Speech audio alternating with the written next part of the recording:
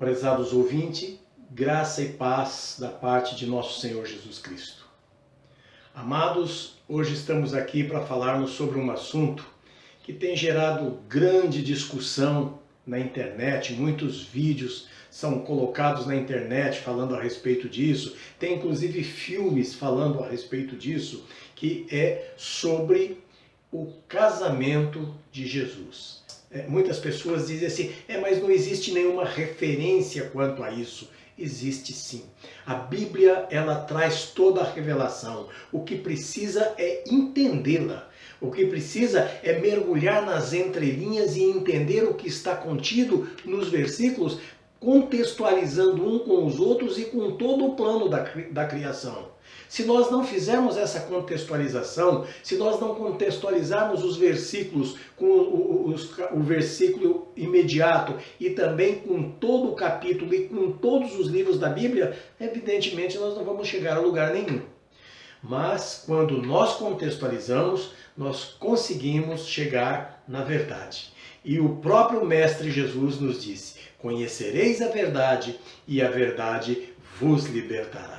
Oh, glória a Deus!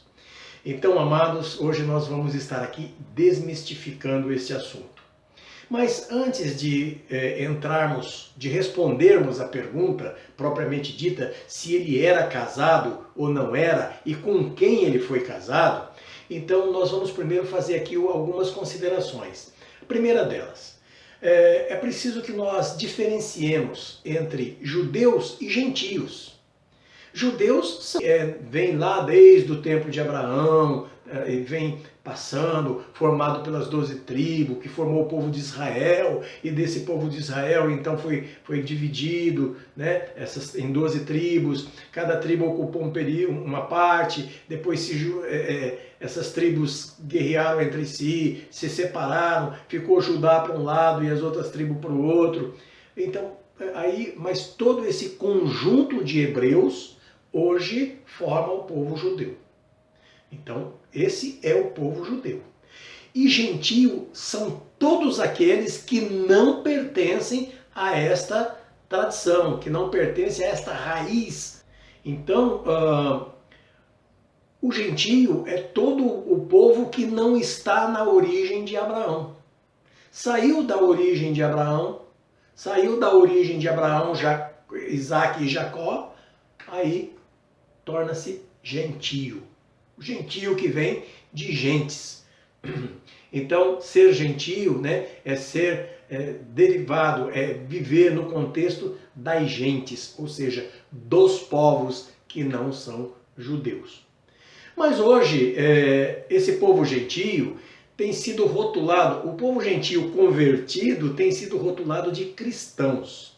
Mas isso ficou muito complexo, porque dentro do chamado cristianismo existe uma ramificação enorme de doutrinas, né? Começando pela doutrina católica, a doutrina espírita se considera cristã, as doutrinas evangélicas, que são ramificações, todas se intitulam de cristãs. Então ficou uma coisa muito complexa, porque quando se vai falar alguma coisa a respeito do Messias, a respeito do Cristo, então se fala o cristianismo.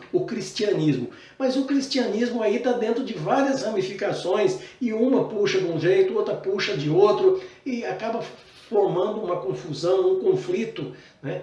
E isso gera muita polêmica, muita discussão, e acaba não levando a lugar nenhum, porque ninguém chega no conhecimento da verdade. Por isso nós hoje vamos estar aqui desmistificando esse assunto, e só que para isso eu vou manter esse termo judeu e gentio, para poder diferenciar, porque se eu falar cristianismo, vai englobar todas as correntes, apesar de que também o judeu tem ramificações, mas é bem menos do que o cristianismo como um todo. Então eu vou usar o termo judeu para o judeu propriamente dito e vou usar gentio para os demais povos que abraçam hoje o chamado cristianismo. Mas aí também eu tenho que esclarecer um outro fato, porque é o que gera toda essa polêmica. que cristianismo e messianismo é a mesma coisa, são a mesma coisa, muito embora queiram fazer diferenças. Mas por que a mesma coisa? Porque Cristo, a palavra Cristo em grego, significa ungido. E a palavra Messias em hebraico significa ungido. Então, Christos, grego, ungido. Messias, em hebraico Mashiach, também significa ungido. Então, ser cristão e ser messiânico é uma coisa só. Mas hoje temos os judeus messiânicos e temos as pessoas cristãs. Então fazem uma diferenciação. Isso é uma questão de terminologia apenas. Mas aceitar a Jesus como Cristo e aceitar a Jesus como Messias é a mesma coisa. Tanto faz eu dizer que Jesus é o Messias como dizer que ele é o Cristo, é a mesma coisa, porque as duas palavras traduzem a mesma coisa, só que uma em grego e outra em hebraico. O povo judeu, evidentemente, que fala o hebraico, usa o hebraico. Então, parte para o Messias, que vem de Mashiach hebraico. E os demais povos, que são os gentios, usam o Cristo. Por quê? Provém da língua grega, né? Que o Império Romano dominava centenas de localidades, de nações e de povos que estavam sob o jugo dos romanos, e todos eles falavam a língua grega. Então, apesar de que os romanos falavam o latim, a língua original era latina, mas no contexto do Império Romano, todos usavam, até os próprios romanos usavam o grego, porque era uma língua mais fácil de ser comunicada com todos os povos.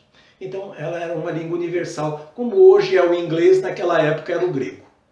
Hoje o inglês é considerado a língua universal e o espanhol também está entrando como uma língua universal. Já está se usando muito o espanhol, porque é uma língua mais fácil do que o português. Agora, naquela época era o grego. Então, fica aí já essa diferenciação para se saber que Messias e Cristo é uma coisa só que um em hebraico, o outro em grego. Então, todas as duas línguas falam do ungido de Deus. Que Yeshua, que nós chamamos mais comumente de Jesus, Yeshua era o ungido de Deus. Não que ele era Deus. Ele era o ungido de Deus. E o que é ser ungido de Deus? É receber a unção de Deus, o Espírito de Deus, né, para uma determinada missão, para um determinado trabalho. Então, Jesus foi o ungido de Deus. Por isso que Jesus, o Cristo, não é Jesus Cristo, como muita pessoa fala, porque o meu Senhor Jesus Cristo, como se Cristo fosse o nome dele, fosse o sobrenome dele. Não, Cristo não era nome de Jesus. O nome de Jesus era simplesmente Yeshua. Yeshua. Cristo é o ungido. Então, Jesus, o Cristo, Jesus, o ungido, Jesus, o Mashiach, Jesus, o Messias, Jesus, o ungido. Ok? Acredito que tenha ficado claro isso aí. Então agora nós podemos já começar a entrar no âmago da questão. Bom, hoje o judeu ortodoxo ainda não aceita que Jesus seja o Messias. Nós temos hoje a ramificação do judaísmo messiânico, que aceita que Jesus é o Messias. Mas nós temos o judaísmo ortodoxo, que não aceita e que dá algumas razões para que Jesus não seja o Messias. Eles dizem que Jesus não cumpre os requisitos de ser o Messias. E uma das questões que está em voga aí é uma questão cultural. Não só essa, existem outras, mas hoje nós não vamos abranger porque senão o vídeo ficaria muito longo. Existem outras, mas o objetivo agora é abranger uma que é a questão cultural. Para o judeu, o Messias seria um homem comum, um homem normal, do meio do povo, que seria ungido de Deus. Olha aí, por isso que Messias, por isso que Mashiach, no hebraico, né, ele seria um homem comum, nascido de mulher, criado no meio do povo, e depois ele seria ungido de Deus para exercer a sua missão. Então ele viria com a missão de libertar o povo de Israel. Essa libertação foi usada indevidamente, entendida indevidamente, porque ele iria libertar a população da escravidão do pecado. E eles acreditavam que que o Messias ia libertar o povo judeu da escravidão dos romanos. Era da escravidão do pecado, não da escravidão dos romanos. Então aí já começou uma outra situação que também nós não vamos entrar no mérito da questão por agora. Pois muito bem, então para o judeu, Jesus é um homem comum, nascido de mulher, sob a lei, como diz Paulo lá em Gálatas 4, 5, e que seria ungido de Deus.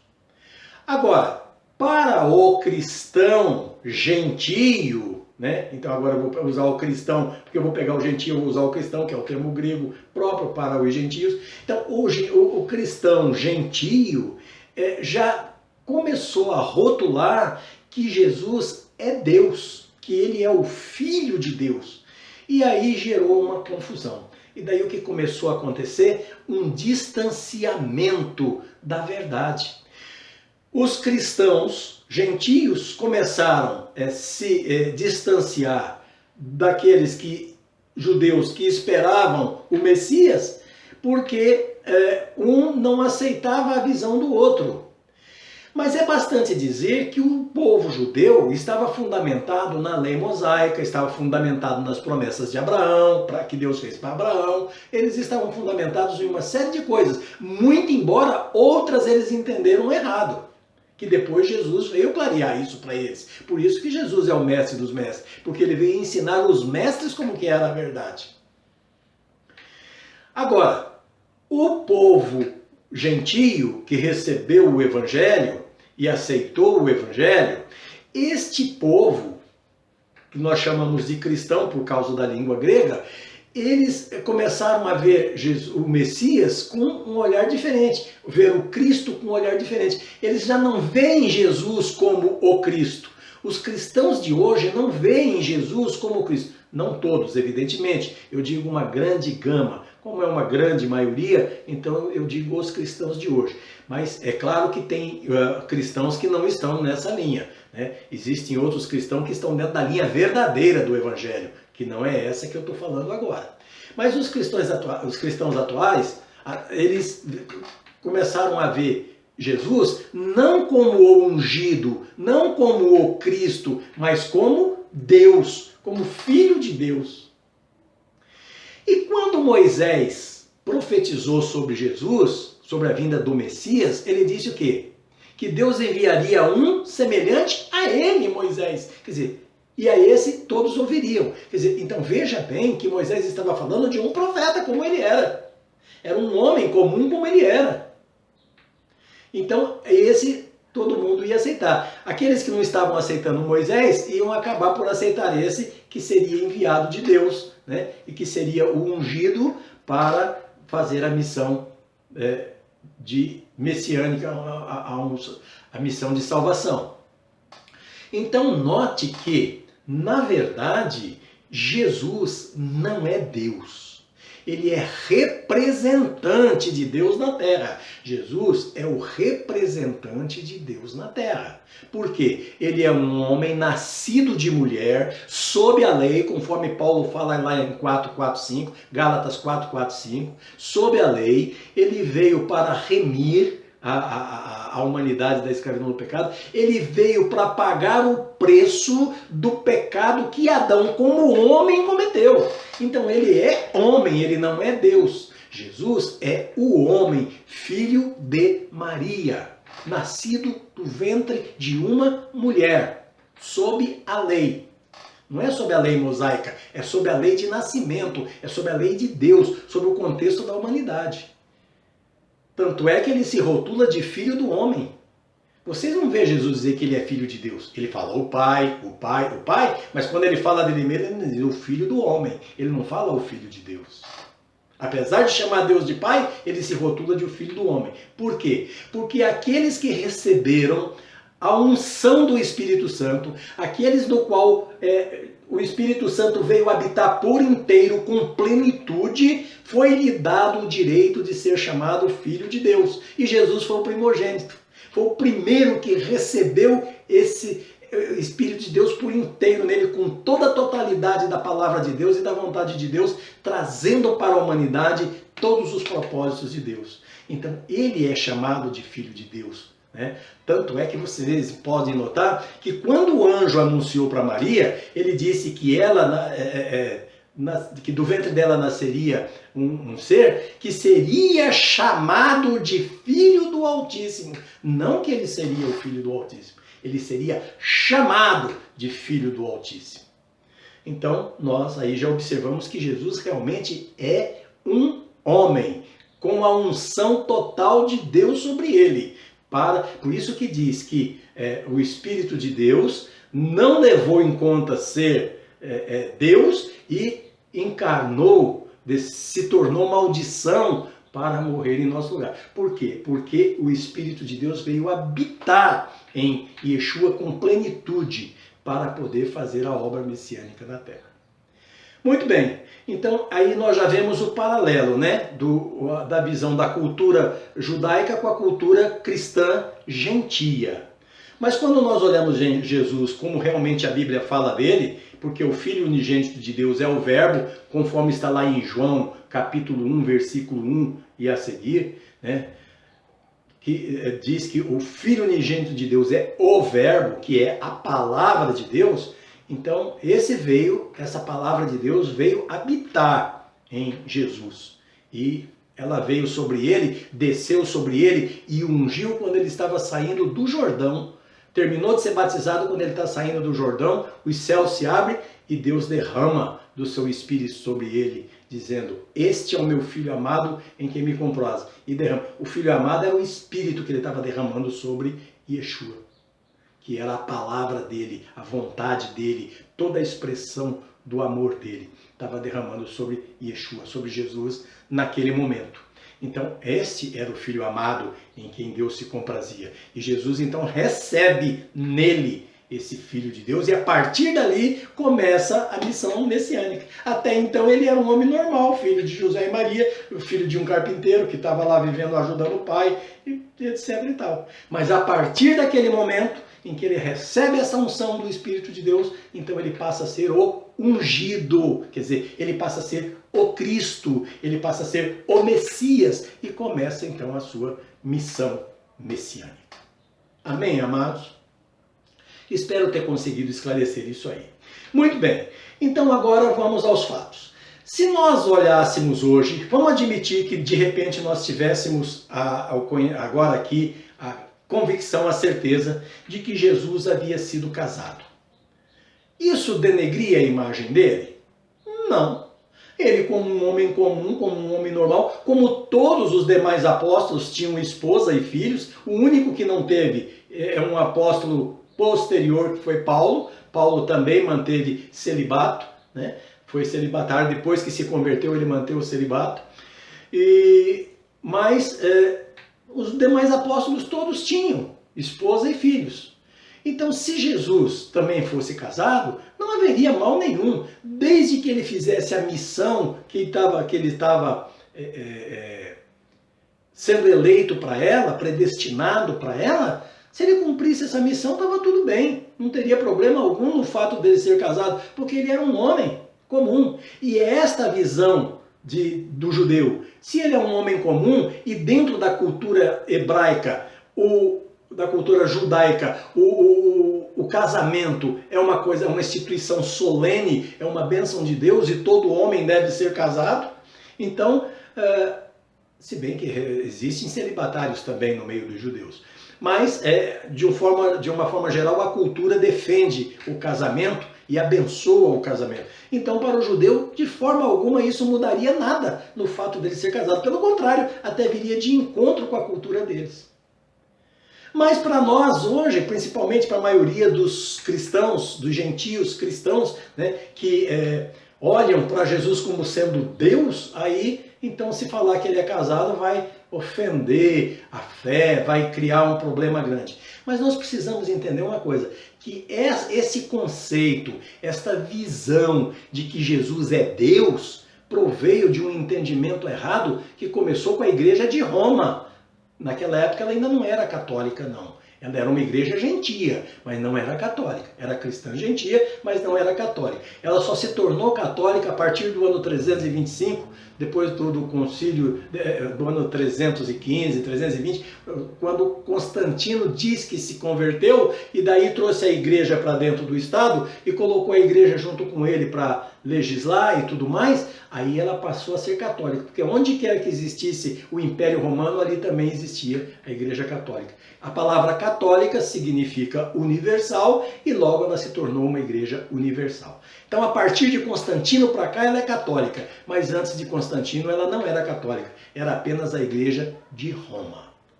Muito bem, então começa lá com uma interpretação errada por causa dessas passagens de meu filho amado, dele dizer o pai que me enviou, mas quem está falando o pai que me enviou é o Espírito que está nele, não é ele. Ele está sendo portador da palavra de Deus, ele está sendo portador da unção de Deus, ele está sendo portador, ele está sendo morada para o Espírito de Deus. E é esse Espírito que está nele que está falando, através dele. Então, aí veio o conceito de que porque ele está representando Deus, ele é Deus. Mas não, Jesus é o homem nascido de mulher, com alma, corpo e espírito, como todo ser humano convertido a Deus. Corpo para se movimentar na matéria, alma, que é o ser por excelência, e espírito, que é o Espírito de Deus que habita na pessoa convertida. Porque aquele que não está convertido, aquele que está em queda, está morto espiritualmente. Logo, não há o Espírito de Deus nele. Ele está morto espiritualmente. O Espírito de Deus não habita nele. Então ele só tem corpo e alma.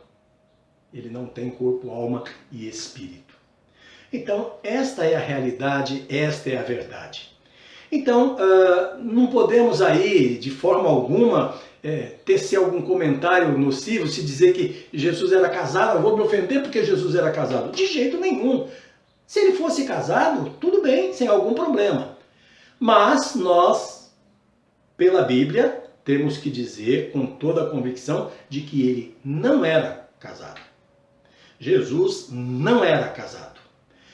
O casamento dele, a noiva dele, é com a Nova Jerusalém. Lá em Apocalipse é que nós vamos encontrar isso, que a Nova Jerusalém desce do céu para ele como uma noiva ataviada para o seu noivo.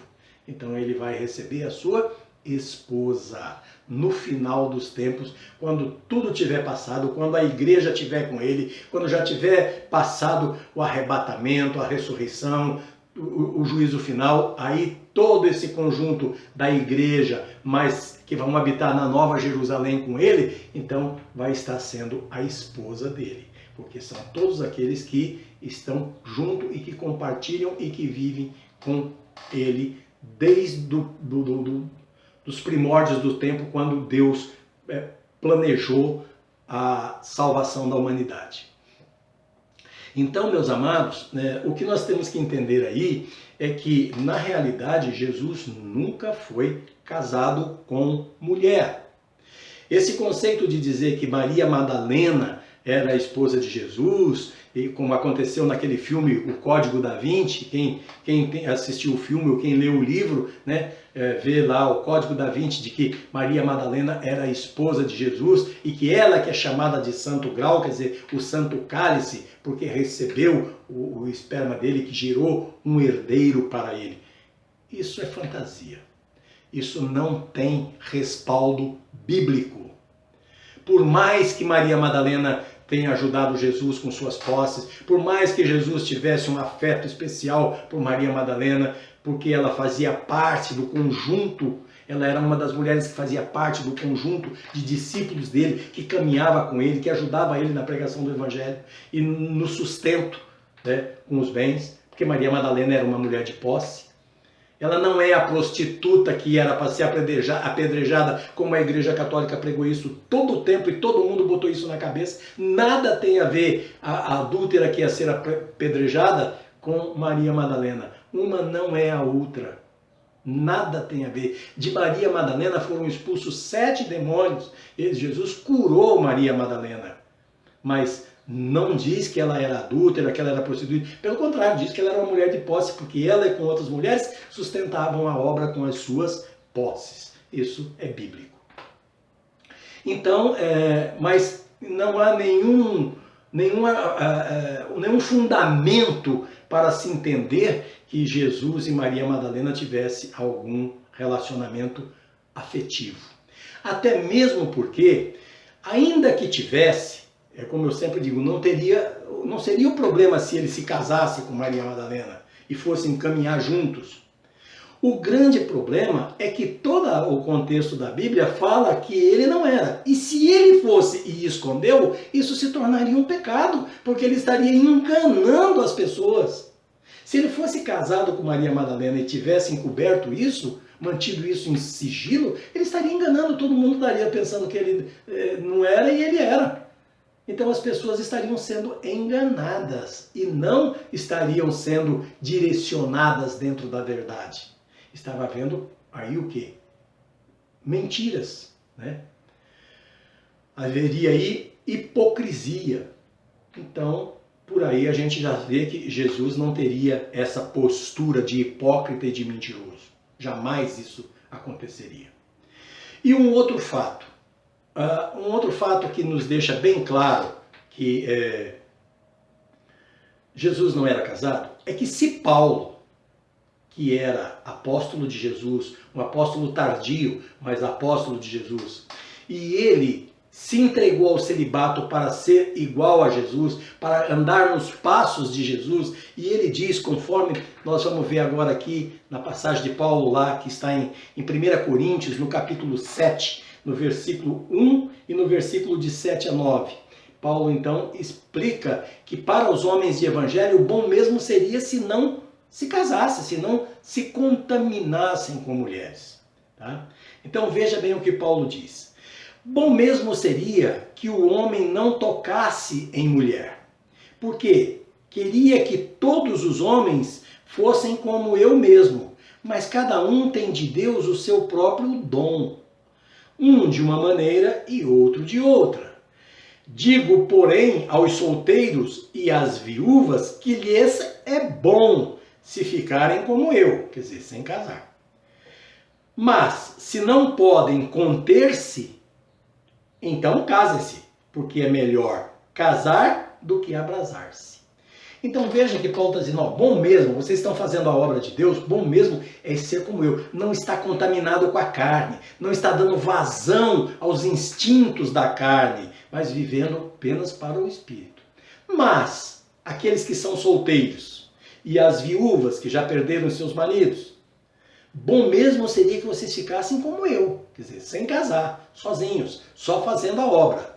Mas se vocês não conseguem, ficar assim, não conseguem se conter, porque a carne clama, os desejos sexuais gritam alto, então, se vocês não conseguem se conter, então casem-se, porque é melhor se casar do que se abrasar. Então note que Paulo aqui está mostrando que ele era celibatário. E ele mesmo diz, trago em mim as marcas de Cristo. Já não sou eu que vivo, mas Cristo vive em mim. Então esse é um ponto que já deixa bem claro que Jesus não era casado. Porque senão ele teria enganado todo mundo. E isso não seria lícito. Ele estaria então pregando o engano. E para encerrar com chaves de ouro, existe um versículo em Apocalipse que traz todo o contexto de que Jesus não era casado e que Jesus nunca teve relacionamento sexual.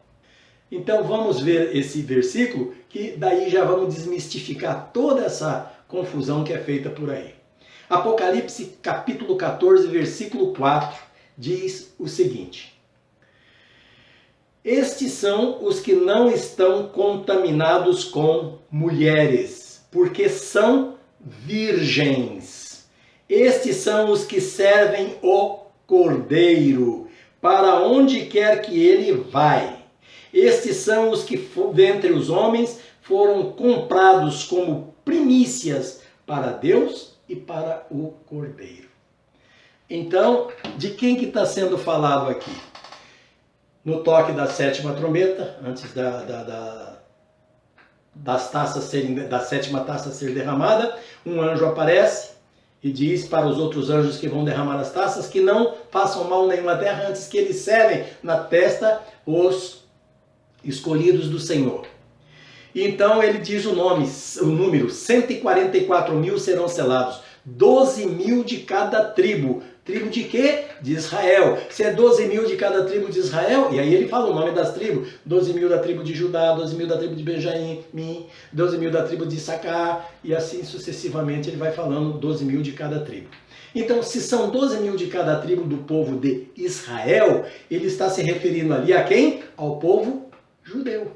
Deste povo judeu, 144 mil naquela hora que está acontecendo a grande tribulação e que Jesus vai vir buscar, vai vir para juízo, vai vir buscar aqueles que são seus. Então 144 mil são selados do povo judeu, não é dos gentios. Está se falando ali do povo judeu. Esses 144 mil depois é visto com um cordeiro sobre o monte Sião. E daí é dito isso que nós acabamos de ler. Esses são aqueles que foram comprados dentre os homens para o Cordeiro e para Deus, como primícias, porque são virgens, nunca se contaminaram com mulher. Quer dizer, então, se são comprados para o Cordeiro e para Deus, porque são virgens, nunca tiveram ligação com mulher, como é que o mestre deles ia ser casado e ainda esconder e mentir isso para todo mundo? Não é verdade? Então, meus amados, fiquem tranquilos, Jesus nunca foi casado, a Bíblia nos traz isso, dá para chegarmos a essa conclusão. Tá? Esta fantasia que querem fazer com Maria Madalena, isso é heresia, coisa das trevas que quer manchar. Não seria problema se ele fosse, mas se ele fosse casado, ele seria casado abertamente, como um homem normal. Ele seria normal. Só que isso, de certa forma, não seria bom. Você já imaginou para a mulher, para os filhos, né? Como já foi difícil para a mãe. A mãe já foi uma escolhida para passar por essa dor de ficar vendo ele crucificado na cruz, sendo açoitado, furado de lança, carregando uma cruz, espancado, sangrando. Como seria a vida dessa família toda? Né? Então, e sem contar que, conforme ele teria que se tirar dele a sua atenção para atender a sua família, ele deixaria de atender a obra messiânica, porque ele estaria mais preocupado, em primeiro lugar, com